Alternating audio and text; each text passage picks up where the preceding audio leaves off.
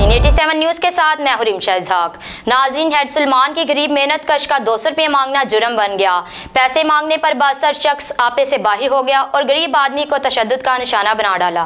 गरीब मजदूर की वज़ीर आला पंजाब समेत आला हुक्मरानों से इंसाफ की अपील। आइए इस हवाले से रिपोर्ट देखते हैं। अखाड़ा के नवाही इलाका हेड सलमान की में हवेली लखा के रहायशी फूल फरोश गरीब मेहनत कश का 200 रुपया मांगना जुर्म बन गया।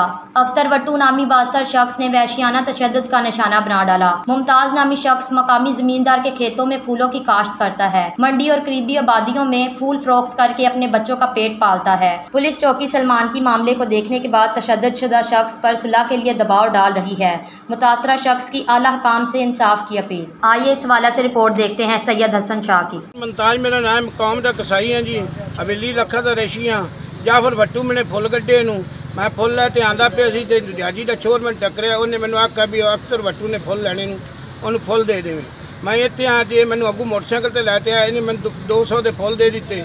उस तो बाद जी उन्हें रियाजी के चोर को पैसे मंगे, उन्हें आख्या जी उन्हें पैसे देने ना सी पैसे को नहीं देने। इन्हें को आते पैसे मंगे नूं इन्हें किसी की फोन कराना सी, अगू मैंने करते सी, गाली आके गोला चूड़ा गया नहीं तो पैसे मंगना आ गया। इतू जी मैं उन्होंने ना लिया, मैं मेरे जी पैसे दे तो मैं रियाजी दे उनकी दुकान पर भी दुकान पर जाके फुल रखे जा मेरे सिर से आए। उस तो बाद जी इन्हें मैनू जी सोटी चौकी से मेरे से कांडे च मरे के जी इन्हें सिर च मरी। मैं अद्धा घंटा उत्ते प्योज भी आ रहा। उस बाद मैनू उन्हें पानी पुआया, पानी पुआने तो बाद मैं जी इतने अड्डे से आ गया लारी से। कपड़े भी तेरे उन्हें पाड़े? कपड़े जी उन्हें पाड़े,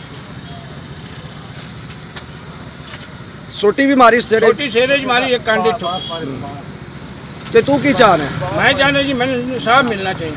तेरे ना ज्यादती हुई? मेरे ज्यादती गरीब आदमी है, रोजाना फुल तोड़े जा मैं मैंने तो हर बंदे ही कुट्टी रख सी, केड़ा फुल लवे वो बंदे ही कुट्टी रखे पींदा ही रहा। वो जिन्हें मारे है उनका नाम की है? अख्तर। इत्थे हेड ते रहिंदा? हेड ते रहिंदे जी, कॉलोनी दे कोल बब्बी दे नाल ओले पासे रहिंदा। वो तो महकमा नहर दा मुलाजम है? हां जी। ते फुल कदों ले आसो? फुल जी कल ले आसो।